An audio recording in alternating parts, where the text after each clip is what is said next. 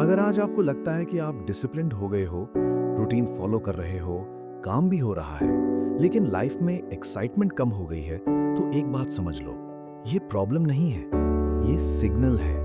और ये सिग्नल बताता है कि आप सही डायरेक्शन में हो। मोस्ट पीपल कंसिस्टेंसी से इसलिए भाग जाते हैं क्योंकि कंसिस्टेंसी बोरिंग होती है। कोई थ्रिल नहीं, कोई ड्रामा नहीं, कोई इंस्टेंट रिवॉर्ड नहीं। सेम काम, सेम टाइम, रोज। और ह्यूमन ब्रेन नेचुरली नॉवेल्टी चाहता है। इसलिए जब एक्साइटमेंट खत्म होती है, लोग सोचने लगते हैं कि शायद कुछ गलत हो रहा है। लेकिन सच ये है, जब चीज बोरिंग हो जाती है, तभी वो काम कर रही होती है। जब रूटीन इमोशनल हाइज और लोज से फ्री हो जाता है, तब वो रिलायबल बन जाता है। और जो चीज रिलायबल होती है, वही रिजल्ट्स देती है। कंसिस्टेंसी का मतलब ये नहीं होता कि हर दिन मोटिवेटेड रहना। कंसिस्टेंसी का मतलब होता है कि आप अपने मूड को अपने एक्शंस कंट्रोल करने नहीं देते। आज मन है या नहीं, उससे फर्क नहीं पड़ता।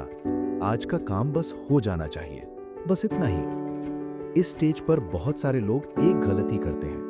वो बोर्डम को स्टैग्नेशन समझ लेते हैं और फिर अननेसेसरी चेंजेस करने लगते हैं। रूटीन बदलना, गोल्स बदलना, डायरेक्शन बदलना, जबकि असल में उन्हें बस पेशेंस की जरूरत होती है, नॉवेल्टी की नहीं। ग्रोथ का एक फेज ऐसा होता है जहां एक्सटर्नल प्रोग्रेस दिखाई नहीं देती, लेकिन इंटरनल सिस्टम्स स्ट्रांग हो रहे होते हैं। ये फेज उन लोगों को बोर करता है जो सिर्फ रिजल्ट्स के लिए काम करते हैं, लेकिन जो लोग आइडेंटिटी के लिए काम करते हैं, वो यहीं जीत जाते हैं।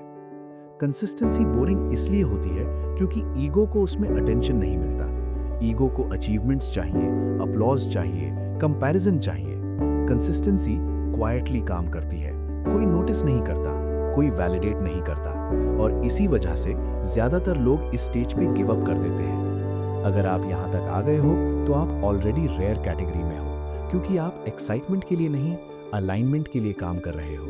आप फास्ट फील करने के लिए नहीं, स्लो बिल्ड के लिए काम कर रहे हो, और स्लो बिल्ड ही लॉन्ग टर्म फ्रीडम क्रिएट करता है। इस फेज में सबसे इंपॉर्टेंट चीज होती है ट्रस्ट। अपने सिस्टम पर ट्रस्ट, अपने पास्ट डिसीजंस पर ट्रस्ट, और अपने प्रोसेस पर ट्रस्ट। क्योंकि रिजल्ट्स डिले हो सकते हैं, लेकिन प्रोसेस कभी वेस्ट नहीं होता। अगर आज आप मेंबर्स सेक्शन में हो और ये वीडियो सुन रहे हो, तो इसका मतलब है आपने एक डेंजरस स्टेज क्रॉस कर ली है।